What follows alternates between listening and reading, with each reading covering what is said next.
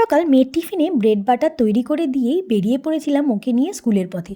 স্কুলে ওকে পৌঁছে দিয়েই চলে এসেছি আমাদের পুরনো সেই চায়ের দোকানে। এখানে যথারীতি এসে চা খাওয়া, আড্ডা দেওয়া, বেশ কিছুটা মাইন্ড ফ্রেশ ভালোই হয়।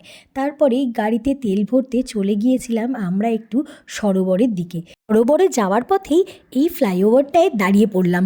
নিচের দিকে তাকিয়ে দেখি জনশূন্য এই রেল স্টেশনটা অপূর্ব লাগছে। সঙ্গে সঙ্গে একটু ক্যামেরাবন্দি করে আবার দ্রুত চলে যাচ্ছি তেল ভরতে। তেল ভরা হোক আর যাই হোক, সরোবরের কাছে এসেছি। সরোবরের এই শীতের সুন্দর টলটলে জল না দেখলে মন ভরে। অনেক কটা ভিডিওতেই আমি এই সরোবরের সৌন্দর্য তোমাদের সঙ্গে শেয়ার করেছি।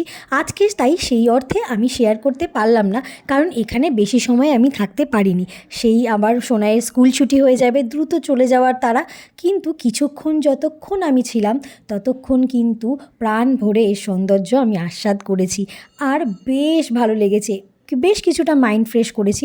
তবে কিন্তু সরোবর পরিষ্কার থাকে এনাদের জন্য। আজ তবে এই পর্যন্ত, হচ্ছে আবার অন্য একটি ব্লগে। টাটা।